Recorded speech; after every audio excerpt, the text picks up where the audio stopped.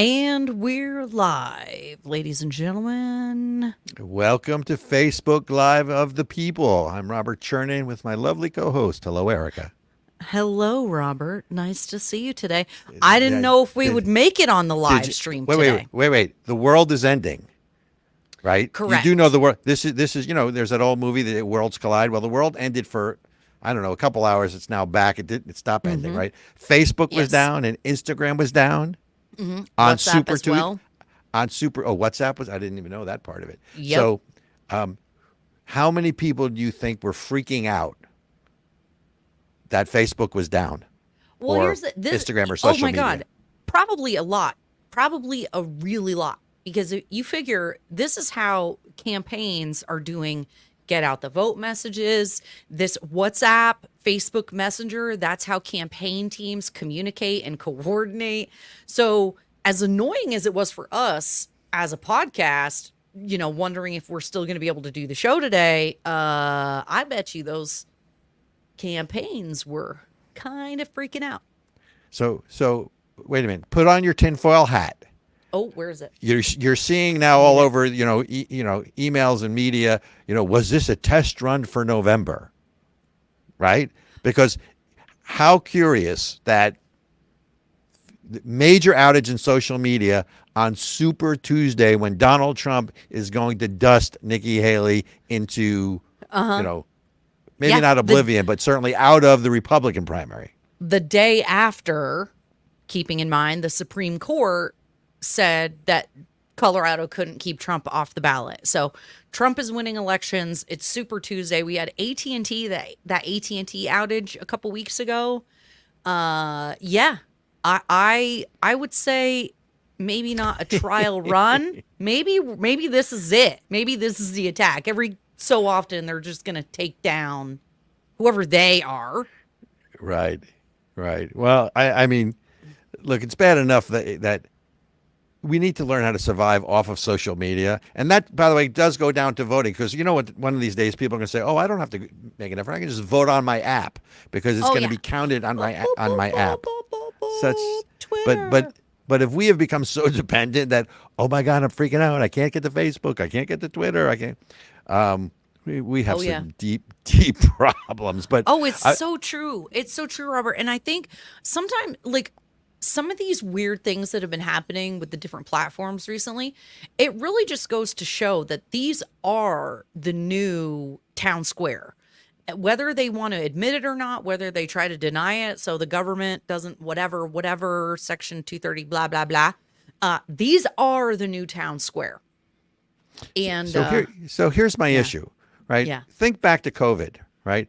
First of all, you have COVID where you were told, we don't know if it's airborne. I mean, it felt like Stephen King's The Stand, right? There was this disease, and could you get it from 500 miles away because someone breathed into the air and you were outside at the wrong place at the wrong time? And then we learned as we went on, but everyone, cloistered in their homes, right? Yes. So you couldn't go to church or temple. You couldn't go to your local bar. You couldn't go to your restaurant. You had to stay in your house, right? Yep. And then but you're going to be connected to the rest of the world by the internet and by Facebook and social media. But then what they didn't tell you is we're going to do that, and then we're going to control what you see.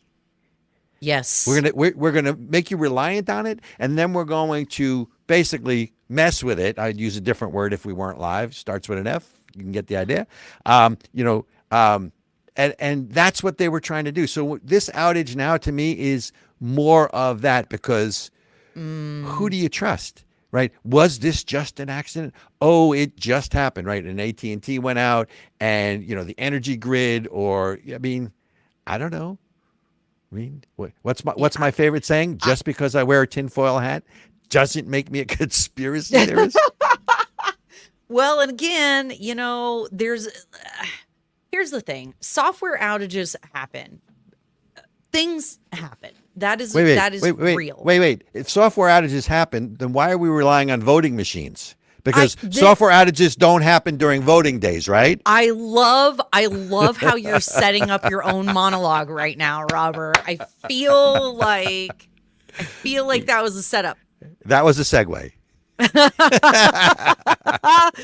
All right, you guys, hold tight. We're gonna start the show officially, and we're gonna start with Robert's always insightful monologue. Okay, Deep, give me deep and thoughtful, deep.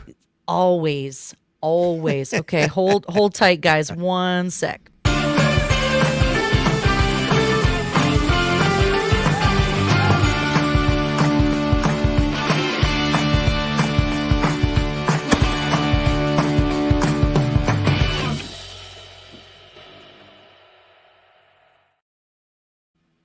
Hello, and welcome to Of the People. More importantly, welcome to Super Tuesday. Let's cut through it all. Trump wins Super Tuesday, race is over. But what this is really about, and people should understand on Super Tuesday, is not only is all politics local, all voting happens at the local level. At least they haven't been successful in nationalizing it yet. So all of this against the backdrop this week that all voting is local, and we want as many people to vote as possible. But you now have, earlier this week, Attorney General Merrick Garland was down in Selma, Alabama for the, I believe it's 59th anniversary of Black Sunday. And for those of you who don't know your history, if you don't know your history, you're probably not listening to this podcast. But for those of you who don't know your history, that was when law enforcement basically attacked civil rights protesters in Selma, Alabama. It's called Bloody Sunday. But the problem is they are rolling out the same old tropes, and you know how I love to read things to everybody. So Merrick Garland down in Selma, Alabama, and this is all about voter ID and voting rights, says the following, that anyone who certain measures such as voter ID laws and redistricting makes it much harder for millions of eligible voters to vote and to elect representatives of their choice. Such measures threaten the foundation of our system of government.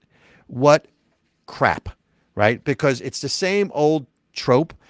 As we learned with the Georgia law in 2021, it actually increased voter turnout.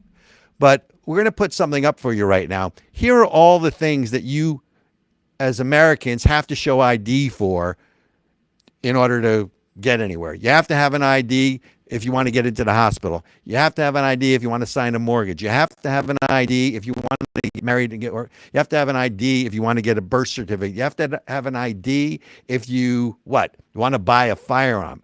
Let's put that back up again. I want people to see this, right?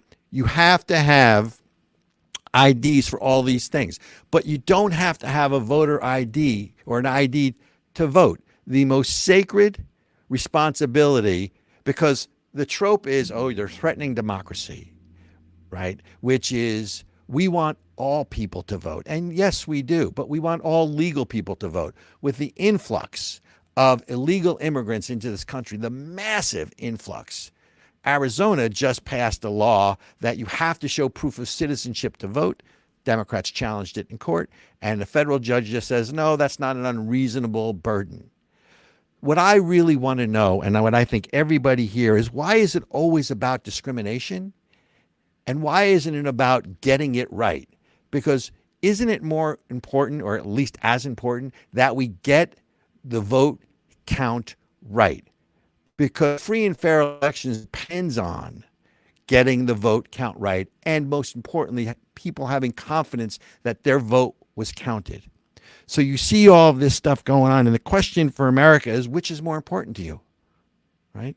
But there is some good news, as I said, the Georgia voter law, the Arizona voter law, and I want to end this on a little more good news. There are things that are really positive happening in this country, and in all places, in New Jersey, where there has been, under the radar, certainly not reported, a Republican wave happening in the blue state of New Jersey, and nobody's talking about it, which will get really interesting in the 2025 election.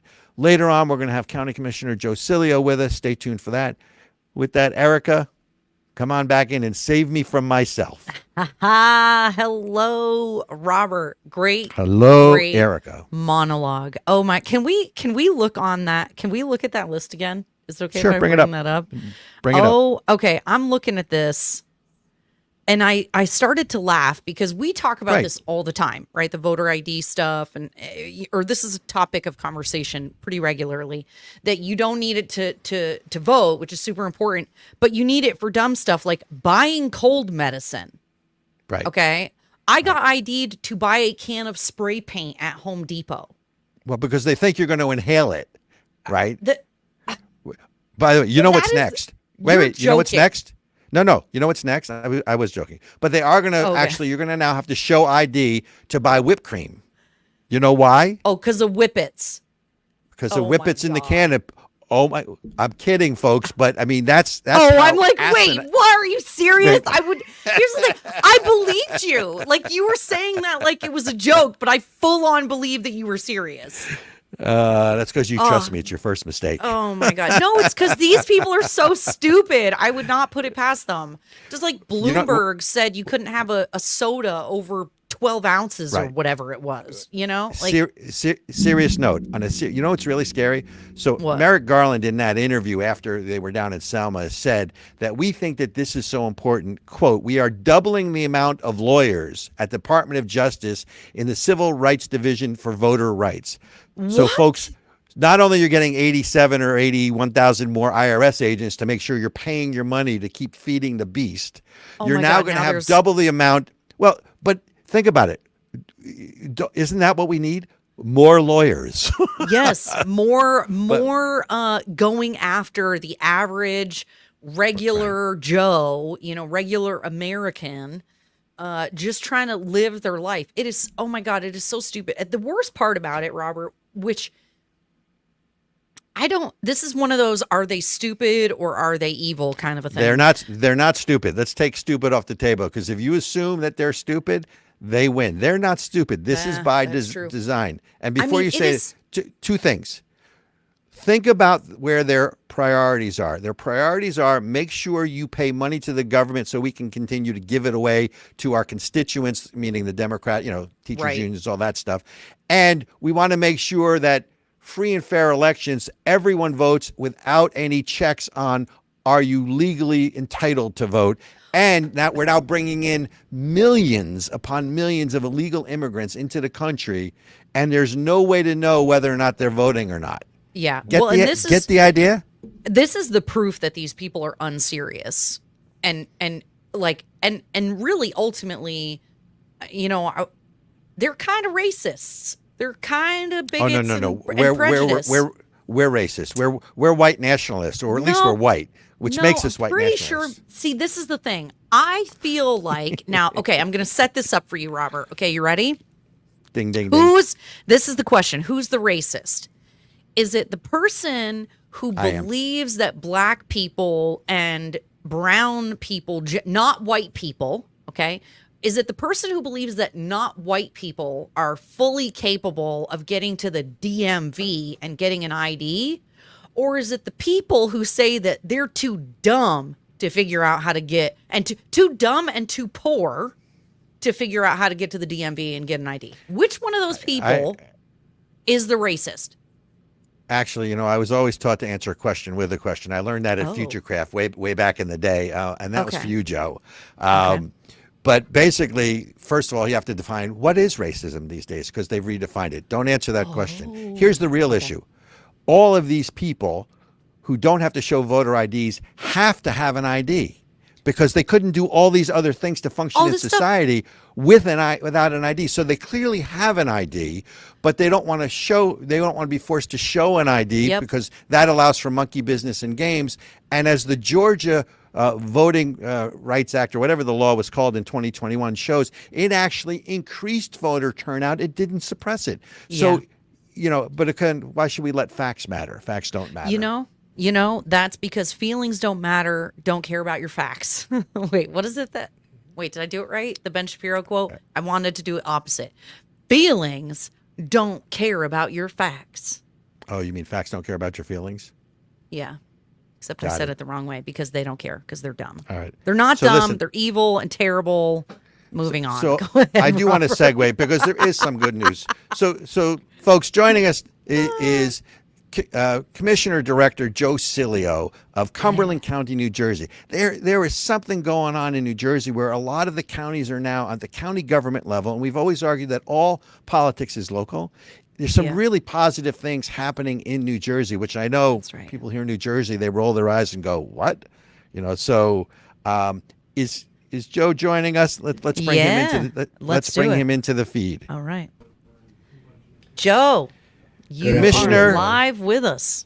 Commissioner Sileo, welcome to Of the People. Full disclosure, we go back a gazillion years, but welcome to Of the People. So happy to have you joining us to talk about what's going on in Cumberland County and what's going on in New Jersey, Mr. Commissioner.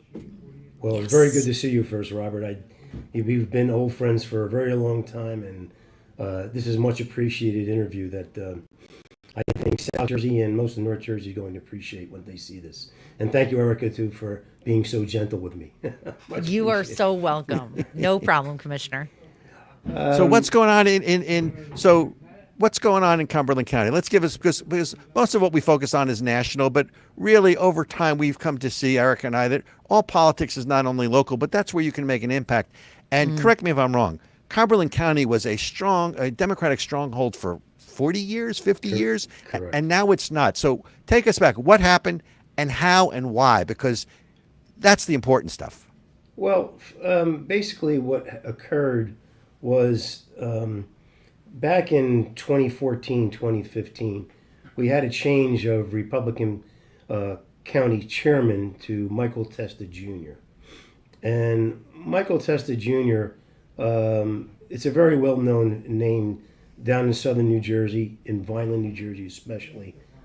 His grandfather was a judge, a lawyer, established his own firm, and also was the first mayor of Vineland, New Jersey, after it split up from Lannisville. After that, the sons, both Michael and Joe Testa, have become lawyers as well. So it's a well-known family within the area. But more importantly, they're a very political family. They are truly Republicans to every sense of the word. Mike, you mean their values? Their values, absolutely. Their values are through and through conservatism. And Michael Testa Jr.'s father and I are very friendly. We've been friends for many years, and he saw my passion to run for an office. So years back, I ran for city council in '92. I did lose, but short margin, but I still lost. But then later on, I became a committee member, and for several years. And then I said to Michael's Wait, you were a committee member. Did you win an election? I became a committee member through election. I'm sorry. Yeah. Okay, yeah, because I think what people want to, as much as this is a success story, I think people want to know, how'd you do it? So there was an election, you get elected, you get bumped up, but let's talk about county commissioner level, because that's really where the power is, correct? Well, that's where I was going. After I became a committee member, and just getting involved in the wards and the day-to-day, nuts and bolts of things, I said to Mr. Testa, I said, Mike, I think I should run for something else. And at the time, in 2019, 2020, it was very hard to get anybody to run against the Democrats. And at that Sounds time, familiar. Yeah, Michael Testa Jr. really put the special sauce and the recipe together to how to break through the Democratic Party and start getting people to either change over and vote Republican. So basically, it was grassroots. It started with door knocking, hitting neighborhoods that were never hit before, that had possibilities of changing from blue to red or independents just not coming out. You have to build excitement. And this excitement came from seeing something different. The Democrat Party was in power for 40 years.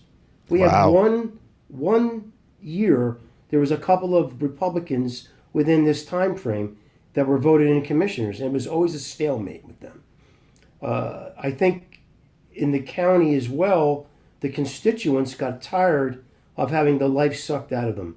Cumberland County is the most economically depressed county within the state. they're treated like a stepchild almost, in the sense from the county. They'd like to see our shoreline from the rest of North Jersey just wash away and go away. Well, we're not going away. So what we did is we had myself. Well, first of all, I'll talk about Doug Albrecht. Doug Albrecht was the first Republican to get elected in 2019. But unfortunately, there was other 6 commissioners that were a stumbling block for him. They kept him from. I'm sorry. Go ahead. No. So 2019, the first Republican was elected, and now all the way. So fast forward only 3 years, you went from a fully Democratic commission to a fully Republican commission. That is correct. That right? That is correct. I mean, that's correct. Now, was it like a couple people a year, or did it go from that one person you just mentioned to the whole kit and caboodle in one election? It went from one person, Doug, who was a hardworking guy who had knocked on plenty of doors and messaged out to a lot of people. The following year, Tony Romero and myself. Tony Romero is Cuban American, and we ran and we knocked on doors in neighborhoods that wasn't even considered Republican. We switched over. We were out, basically registrations were outnumbered by 16,000 voters to Republican voters. So we had What's 16, the joke? Yes. What's the population of Cumberland County? About 160,000. Got it. Just to try to give the listeners sort of a perspective. Percentage, yes. So here's my question. I understand what you're saying is that one of the reasons you guys were successful is because you went door to door and you sort of went back to the old way of doing politics, which is belly to belly. But I guess what I'm curious about is, that gives you their ear. But what were the issues? What were the secret sauce, if you will, as you referenced? What were the issues that they cared about that said, "Hey, I'm tired of the old guys. I want the new guys"? Good question. Well, I think that was part of it. Again, I'll go back to Mr. Testa, Senator Testa as well, is that they saw a slight change come about when Doug Albrecht became commissioner. So that blood was in the water, and we saw. We like to call that a beachhead. That you had a beachhead. We don't want to talk about blood here, but okay. Can we talk about a beachhead? It's like the D-Day landing. We just want a foot on the beach. Okay, well, we were on the beach. But what was very interesting is that they knew that there was people that were dissatisfied with what was happening, and I'll get to those major points in a moment.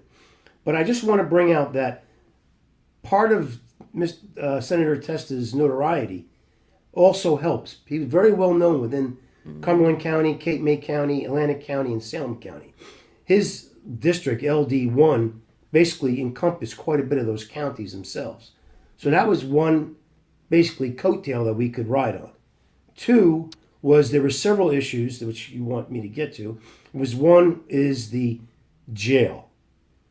The Cumberland County Jail, there was supposed to be a new jail built back in 2019, and it never happened. The Democrats they took a bond out for $52 million. I'm rounding it off.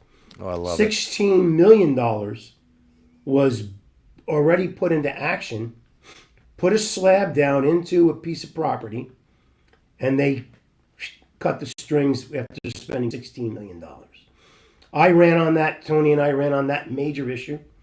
Because basically it's a parking lot now for nobody.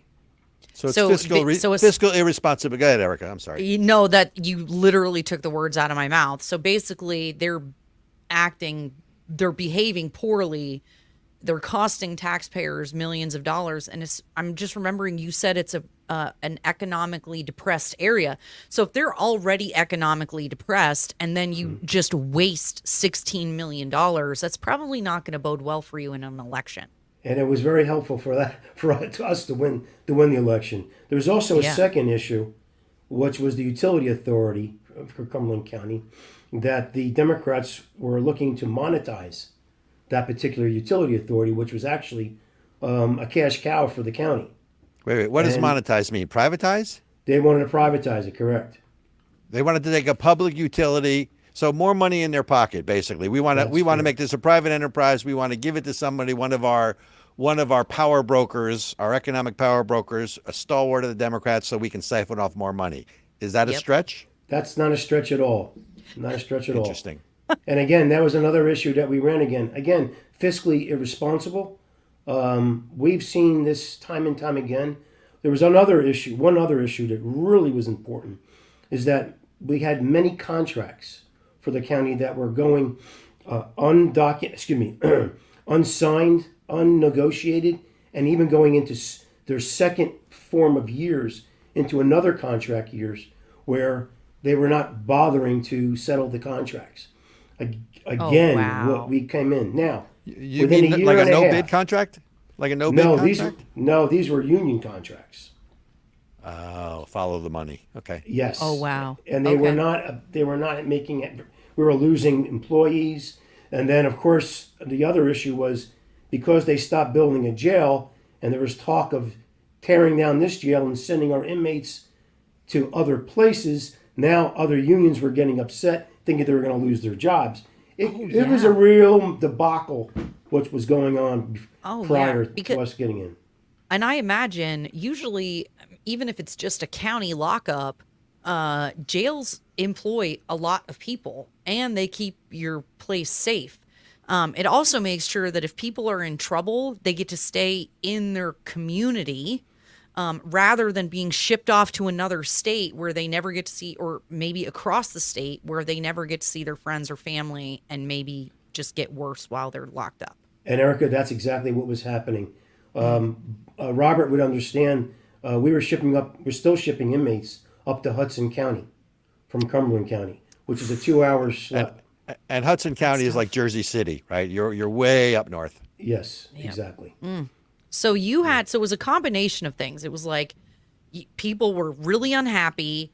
You had someone who you could count on with name recognition to kind of boost everybody. You really dug into the pain points of your community. Is there anything else, like, I don't know, Jesus or like something that or was it just really hard work? I mean, it sounds like you guys just really worked hard. There was a gentleman named Joe Kondo. He was the last Republican director of Camden County several years ago. And he came on board and started showing us figures and numbers on how to penetrate the market down here to the voters, the 4-4s, the 2-4s, and get them out and vote for something that really matters. Again, what you said earlier, Robert, was the local level is what's important. That's right. School boards, commissioners. You know what I'm hearing, Joe, is that obviously we talk about all politics being local, but here's an example in Cumberland County where, I'm hearing breadbasket issues, right? I'm hearing pocketbook issues. I'm hearing, affordability issues, and I'm hearing fiscal accountability issues. So the Republicans now control the Cumberland County Commission, correct? Correct. What policies have you put in place? In other words, so the voters have given you a chance now. Okay, we trust you as the Republicans based on these values, and these guys didn't deliver. What are you doing to make sure that you're delivering what you promised to the voters? Well, there's several things. Also, by the way, before we get into that, is that we also this year elected the 3 new candidates as commissioners. So we have brand new. That made us a 7-0 board. We also voted in the surrogate Republican, which is not, it's bipartisan, but he was a Republican, and we also have a Republican sheriff now. So not only did we sweep 7-0 on that respect, but we also have a surrogate and a sheriff now of Republican background. And the only other office that's left is the county clerk. And that's, we're looking, yes, and we're going after Who's that. Next? Next. Do you have somebody lined up for that position that you're going to be running? One of our commissioners, yes, one of our commissioners will be running against the Democrat Party's incumbent at this point in time. Excellent. So that's another one we're doing. But to go back to Robert's point of view on what we've done, well, we've settled 5 contracts out of 6. We've raised the salary levels of these particular contracts, starting wages, because we were losing people to surrounding counties.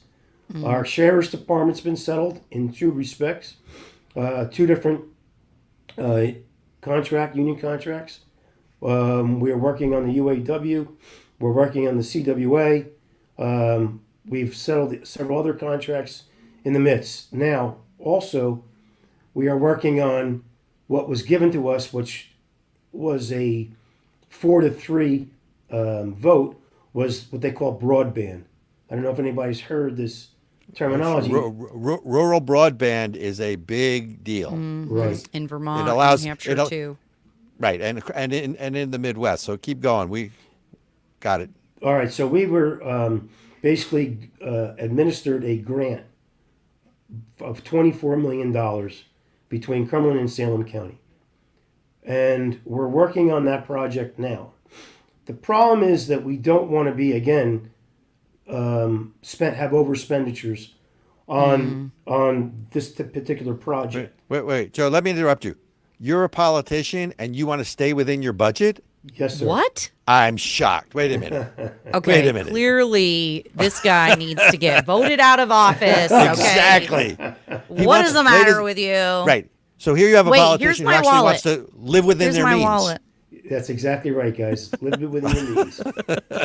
Speaking look. of living within your means, we're going to take a quick break to give a shout out to the radio stations. Y'all, if you're watching live on the socials or listening to the podcast, we are also on the radio Thursday mornings in New Hampshire. So we're going to give a shout out to our radio station and to our... WNTK. That's right. And to our generous supporters over at the American Center for Education and Knowledge. Hi, I'm Robert Chernin. And I'm Ericka Redic. And we are Of the People.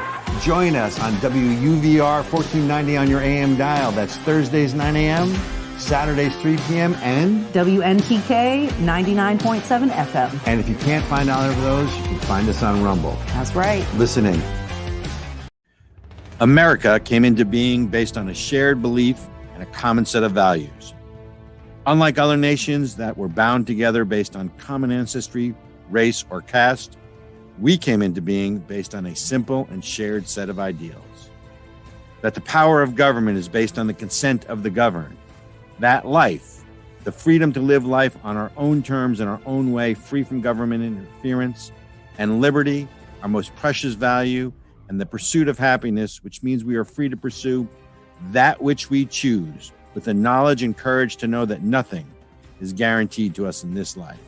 Those values, America was founded on these basic inalienable rights. Freedom to pray to God in our own way. Freedom to think and speak freely without fear of punishment or harm. And freedom to gather in our places of worship and in our local taverns. And freedom to defend ourselves, our families, our homes, and our neighbors as we see fit. The American Center for Education and Knowledge is dedicated to protecting American exceptionalism anywhere and everywhere it is threatened. ASIC is a 501c3 and depends on your tax-deductible donations. Please help us continue our fight. And we are back with Commissioner Director Joe Sileo of Cumberland County, New Jersey. Welcome back.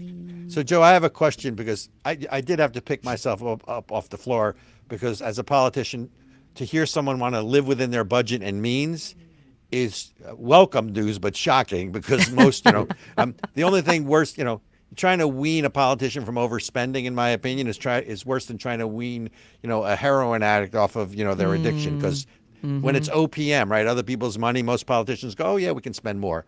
And what we try to tell people is the government cannot spend any money that they don't first take from someone else. So there is a stewardship aspect that you're spending other people's money. But I want to take this to a broader perspective because, we talked before the show and as people know, we have a long-standing relationship, but there's not just Cumberland County, right? Let's talk about the state of New Jersey a little bit. And maybe you can give our listeners perspective because is there a red wave? Because what I'm hearing is that a lot of the county levels are going red. Now there's some, Camden, the cities, Newark, different. But what else is going on around New Jersey? Because I think not only you want a beachhead and give people hope, but it seems like New Jersey's moving the other way a little bit. Almost elected a Republican governor last cycle, right? That's correct. Yes. As you can probably tell, if you look at the map of New Jersey and picture it like a thermometer, you're seeing the bottom of the thermometer, how it's always red. Cape May has always been a Republican county. Atlantic County has been somewhat purple, somewhat blue, somewhat red. It's gone fully red now. You have Ocean County, which is also red, Monmouth County, as you go up the east coast of New Jersey. Then you have Salem County, which turned Republican several years ago. They saw the light, as they say.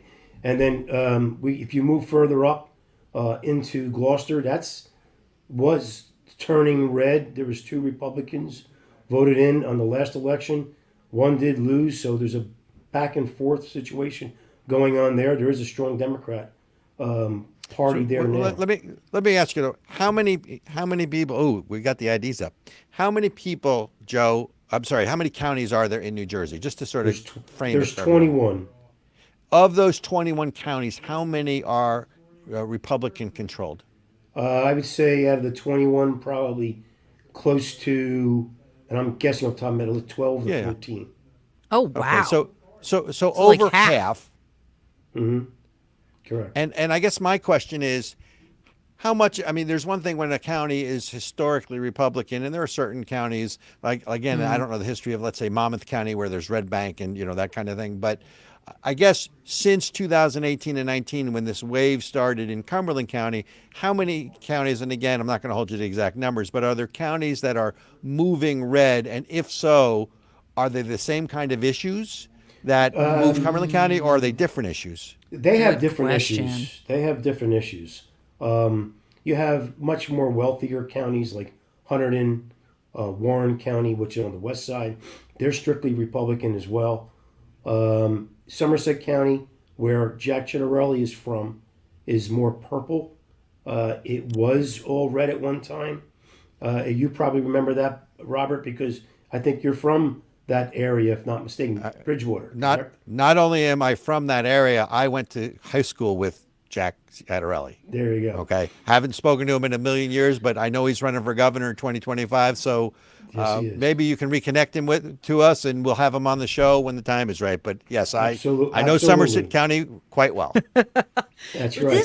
So I'm curious because I'm looking at the precinct map and I'm listening to you talk. And so is New Jersey like a lot of states? Like if you look at the California precinct map as an example, the entire state of California is red except for LA, San Francisco, Sacramento, the major metropolitan areas.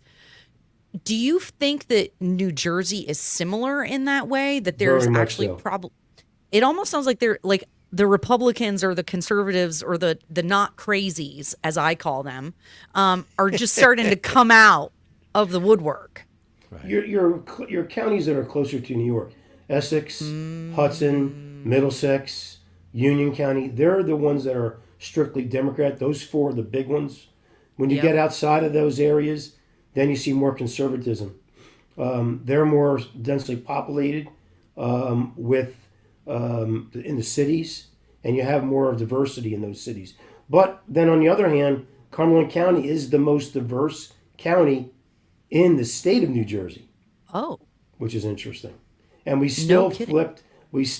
When Tony and I ran and won, we won by 4,000 votes, even though we were outnumbered in our registrations by almost 16,000. What's the percentage? What does 4,000? How many votes were cast? And at the time, that was a gubernatorial election, so that was higher. I'd say we were in the 20,000, 25,000 mark, which was still a low turnout. But So but you you won by crushed 4,000. 'em. Wow. Close to 4,000. that's like 25%. Yes, we did. Wow. And again, that was also Senator Testa was running at the time as well. So not only did we have his name recognition, but we also had Tony, who was our first Cuban and Hispanic commissioner voted in. which shows that the Republican Party is not the old saying, white, male, and pale. We have a very diverse county, and we also have a very diverse Republican commission.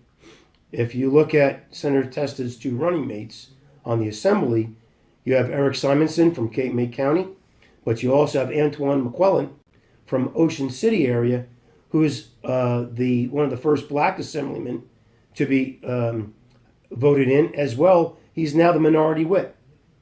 Well, remember, wait a minute. though, Wait a minute. If you're black and you're Republican, right? You're not black. You're not black, or you're an right, Uncle that's Tom right. or something. Because Yeah, I was gonna say. the minute a person of color runs and or wins as a Republican, they're a token this, or they're an Uncle Tom that, or they have to be marginalized because it runs contrary to the Democratic narrative.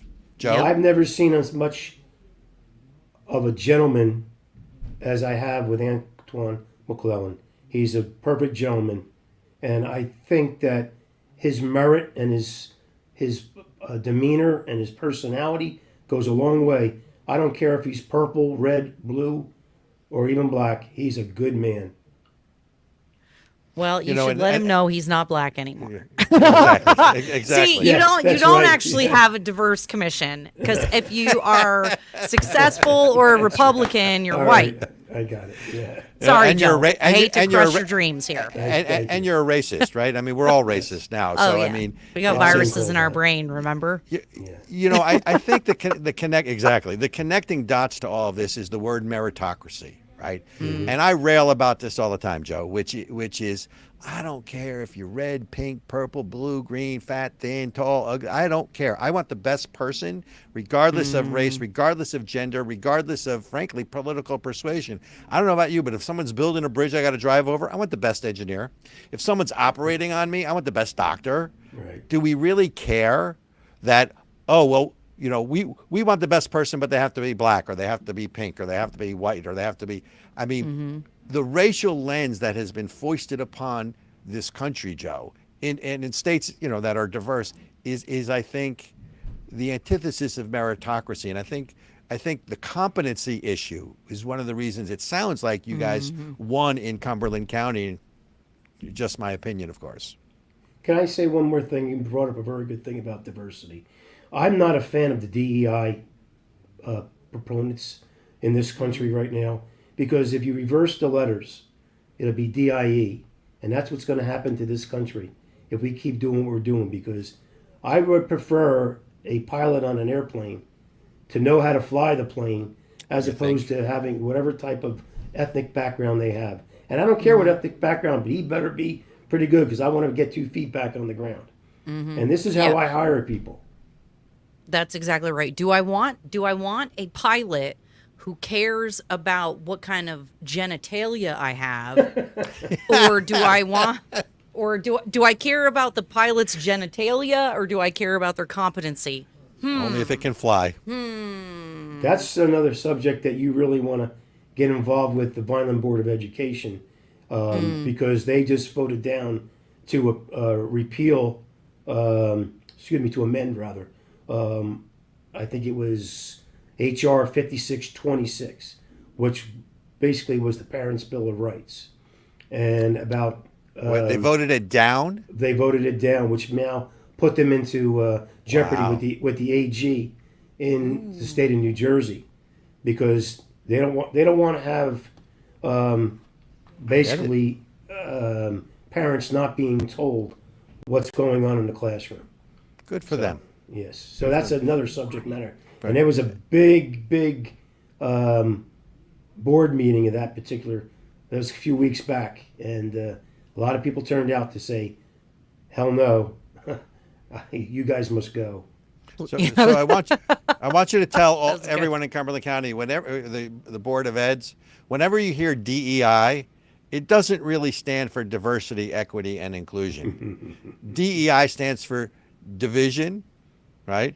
Exclusion, and intolerance. That's right. That's right. Right? It's division, exclusion, and intolerance, and this crap. Am I allowed to say crap, Ericka? You are Crap is not a bad word. Okay, because being from New Jersey and this D's, Dems, and Does sometimes comes down to me. So when I'm talking to a lawnsman like Joe here, where we grew up sort of in the same way, my inner Tony Soprano starts to come out. Is all I can tell you. So, but forget about it. Forget about it. So, Joe, I want to segue because there's such great things happening in New Jersey, and like I said, we're going to continue to cover this with you, and maybe we can bring some other people in, especially so our listeners understand. I know this is Super Tuesday. I know everything is focused on not only Super Tuesday, but November 2024. But in 2025, there are two gubernatorial elections in the country, and an off-year election. One is Virginia, one is New Jersey. So there's a lot that's going to be focused on New Jersey after the political junkies get past, Trump winning in 2024. Right? Can I make one plug? Let's talk. Can I make one plug? All right. You can make two plugs. Three All right, plugs. I'll take two plugs. Okay. Number one is that in 2020, excuse me, not in 2020. Yes, in 2020, when the Murphy was voted back in, if there were 650,000 Republicans in the state of New Jersey that did not vote, if only 10% of those people voted, then we'd have a new mayor. We would have a new governor, Jack Ciattarelli. This coming election in 2024, where we have a presidential election, we have a senatorial election, we have Menendez now on the ballot, which is now we call him Gold Bar Menendez. Exactly. We have a gentleman by the name of Curtis Bashaw. He is a Cape May County resident. He is the owner of the Congressman Inn. He's an excellent gentleman, has the means to run for state senator. United States Senator. Senator. United States Senator, my apologies. And he's a true down-to-earth conservative. During COVID, he fought Governor Murphy. I should say Director Murphy, because that's what he thinks he is. Or King Murphy, as a couple other people say. Mm-hmm. That he wrote a letter to the governor to basically say, why are we staying shut down in COVID when you're running around walking with people face to face, and yet I've got to shut my hotel down and not even operate. It made no sense to anybody, and he fought that tooth and nail. And he makes good sense, this gentleman. Curtis Bashaw, he's for United States Senator out of New Jersey, please. Good. Thank you. So we are glad to give him that plug and glad to give him that help. Look. Let's talk about Senator Menendez, right? Gold Bar Bob is, I think, what you should call him. Yeah. And not Gold. Gold Bar Bob sounds so much better and more accurate than Gold Bar Menendez, don't you think?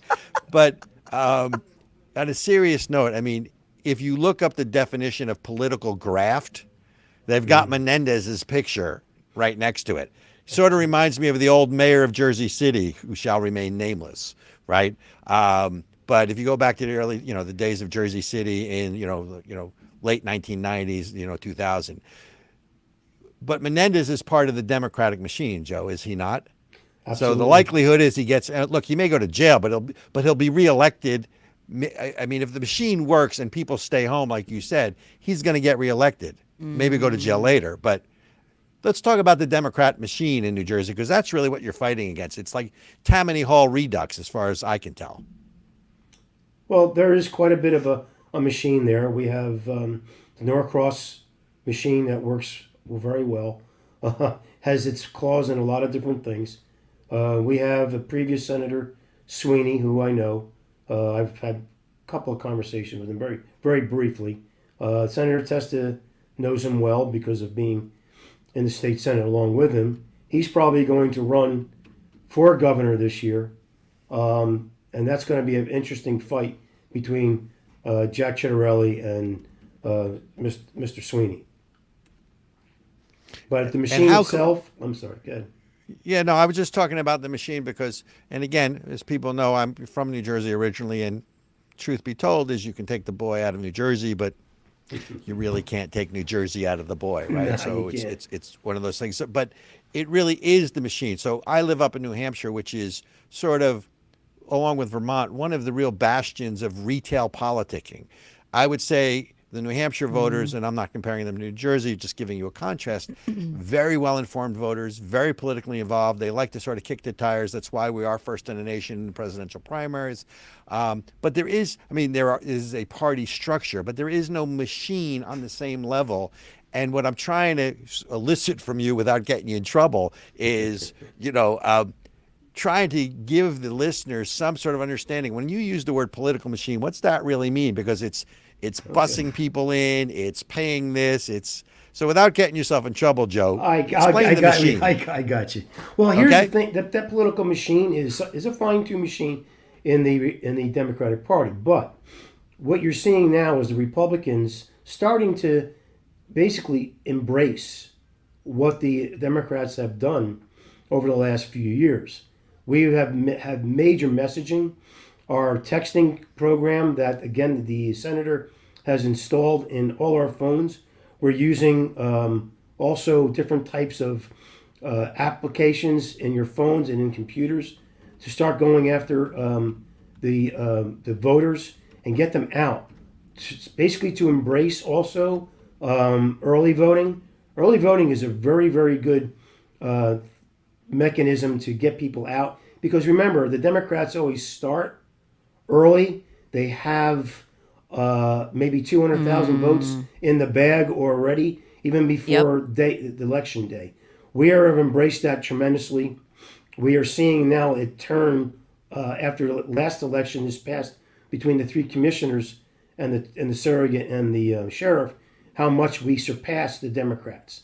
I think they're starting to throw in the towel. I think they're seeing a losing battle come across, and I think they really realize that the Republicans are on the rise because we're starting to embrace their methods, their methodology, and how to go after people.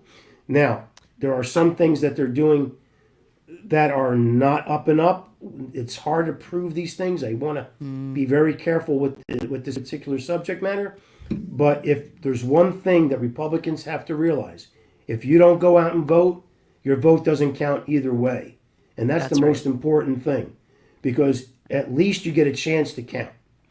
Where if you don't go, you can't be apathetic to the situation. This is your life. And this particular election now for presidency, the next 4 years, I'm telling you right now, this country will not be what it is that you think you have today. It'll be nothing but a small sliver of what it was today compared 4 years from now. That is an excellent, excellent point. Commissioner Director Joe Sileo, thank you so much for joining us here today on Of the People. You guys go check out more about the commissioner. You can go to Cumberland County NJ, as in New Jersey.gov. Find his page, Joseph Sileo. Learn more about the commissioners. And I would just venture, I'm offering this up, Commissioner, that they should holler at you. They should call you if they're interested in running for office, if they want to participate, if they want to volunteer. What is the best way to get in touch with you and your team or whoever to get them started and get them bring them into the fold? Well, there's a couple of ones. You can get a hold of the Cumberland County Real Republican organization, or you can get a regular organization, or you can get involved by calling Cumberland County office, the administration office. They'll direct you directly to me. On every one of my business cards is also my county cell phone, and I answer the phone. Excellent. That's the one way. If not, the liaisons for the county are also your commissioners.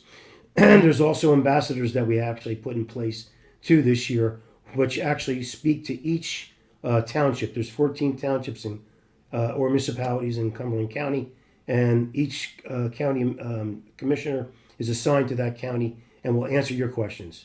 And I also love give it. all the help we could use. Believe me, we're looking to make Cumberland County great again.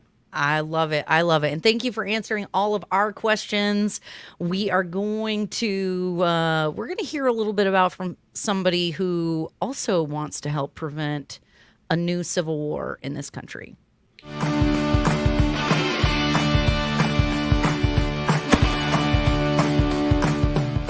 From conservative commentator and contributor to Breitbart News, The American Spectator, The Jerusalem Post, The New Civil War, Exposing Elites, Fighting Utopian Leftism, and Restoring America, Bruce D. Abramson brings a transformative exploration into how progressivism has poisoned America.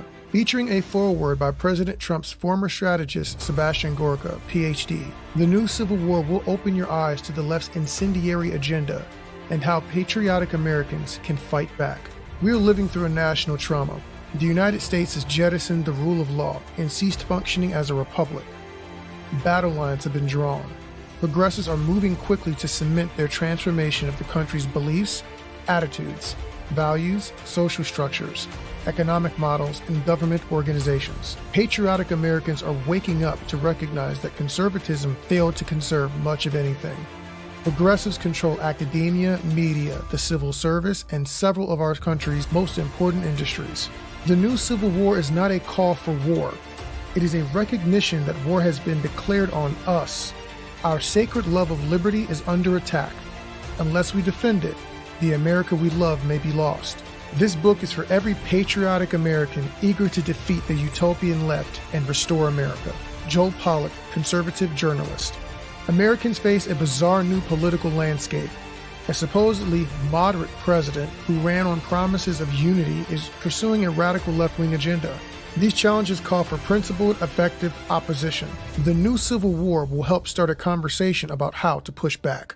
Harmeet Dillon, civil rights lawyer. As a lawyer who defends the victims of progressivism every day, I have looked into the eyes of the thought police. The new Civil War provides the wake-up call America needs and serves as a self-defense manual for patriotic Americans. Get your copy of The New Civil War today. Dun, dun, dun. Dun, dun, dun. You guys, we need a new commercial for our big brain Bruce. Bruce, the big brain, for his new book. Which is, So let's you- plug his book real quick. You have it? The Oh Great my gosh, Awakening. Hold on. I'll Pull it up. New book on Amazon, anywhere else you can find him. Dr. Bruce Abramson's new book, A Great Awakening, or there you go, American Spirit or Great Awakening, right? Dun, dun, dun. Like, and I spoke to several people actually, Ericka, who listened to our interview with him, and really, they got the big brain thing, and they really liked what he had to say. So we'll have him back on. But Commissioner Sileo, my old friend, thank you for coming on. I know you're not here, but if you're listening, great things happening in New Jersey. But Amen. right, so Ericka, Robert. do you remember last week we were talking about, and folks are gonna screw up this name, but Heidi Przybyla, she was the MSNBC reporter who basically said that, oh my God, Christian nationalists you believe that their rights come from God and they're a cult, right? And Yes, so because she she's can't now read the Declaration of Independence. Well, how did you know that was where I was going?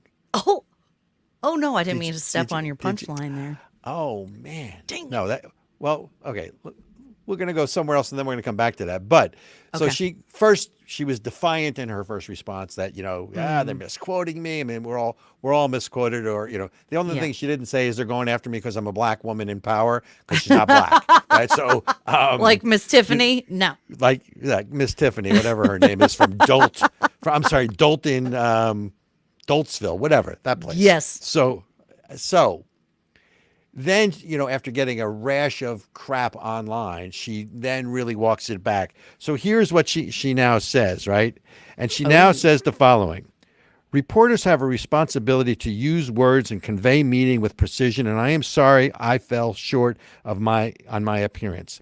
To state the obvious, this is not the above is not a good definition of Christian nationalism. Many people have views about our rights as Americans that would coincide with those of many of the nation's founders.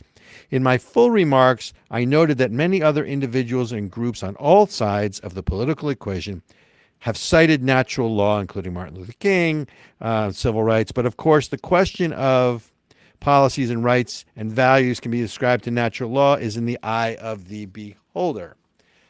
I just sit there and go, so Ericka, come back in, right? The thing is, does she not? So how are you? I mean, first of all, how is this woman even on the air right? I don't even- because I mean, this is not it's not such a simple argument, but they make it like they don't understand the founding documents. So again, to read this for people, this is really simple. The preamble, right? Endowed by your creator. Yeah. But so here. Yeah. When in the course of human events. I got to just tell you though, Robert, I honestly, I did not understand what you just read. I don't know what word salad I don't know what that word salad was supposed to convey, but it didn't. Go ahead. Well, no, that's fine. It's fine. I mean, look, the word salad really is that different people have different interpretations of God and religion, and therefore, it's again, one man's terrorist is another man's freedom fighter, and therefore, it is that whole word salad nonsense. But I want to read one thing, and then we're going to have to take this after hours. Yeah. There are 4 references to God in the Declaration of Independence, and in the opening it says, it references the laws of nature and nature's God. I mean, we're not even done with the first sentence. And it's the laws, forget about endowed by their creator, which is, in the preamble, right? But laws of nature and nature's God. So what part of this, Ms. Prisbila, I don't, I'm sorry if I don't pronounce your name, but properly, no disrespect, at least on that aspect intended. But what part of this don't you understand? It's not in its, look, different people practice their religions differently and their faiths differently, and that's fine. But to make a categoric statement like that, especially about a group that you're now going to marginalize and vilify as the new MAGA, which is what they're going to do with this term Christian nationalist. Natural law and God's law are the same thing. They come from the same place. They're connected. What don't you understand, Heidi? Well, and that's what natural law, you don't even have to believe in God to believe in natural law. Apparently you do. Apparently, according to her, you do. What about the law of gravity? The law of, you know what I mean? There's all these things in nature that whether you believe in God or not are real, they're structural and whatever. So you could just say, just for being born a human, that sentence could be rewritten, just for being born a human being, this is what you get. Makes me crazy. And yeah, she's, that's another one of those, are you dumb? Or are you evil? But I think she's not dumb, and I don't think she's dumb, and I don't think she's evil. I think she cannot step away from her political bias, and it permeates everything she does, including how she sees life, and she cannot be objective. Let's remember, they're talking. So what she's really talking about is let's be tolerant, right, of other people who believe differently than you. And for a Democrat, but she didn't want to believe. But we're in a cult. Right. You're not. Right. No, she literally said not to have respect for people with it. We're cultists. No. This is the walk back. The walk back is we have to be respectful of people who believed it. That was the last sentence, right? The last sentence of what she said was. Yep. Yeah. But of course, the question of which policies and rights and values can be ascribed to natural law is in the eye of the beholder. So she's preaching tolerance, yet. These are the Democrats, by the way, or the Democrat, who, if they don't like a channel on TV, they want to ban it as opposed to turn the channel. If they don't like what they're saying, they're going to cancel you and make sure you lose your job. So it's the height of hypocrisy for these woke liberal journalists to preach now tolerance when they get called out for their own intolerance. and we are going to leave it on that note, folks. We got to go. Yes. So hang on with us. We're going to stay for a little open dialogue on the platforms that allow us free speech. So right now we're closing out Facebook. We're closing out YouTube and Instagram. We're going to be just on Rumble and Twitter. So if you're watching now on any of those other platforms, come on over to Rumble or Twitter and watch the rest of the show. Most importantly, make sure you like, share, and subscribe. Give us a 5-star review on Apple Podcasts. And come back and see us next week. Y'all.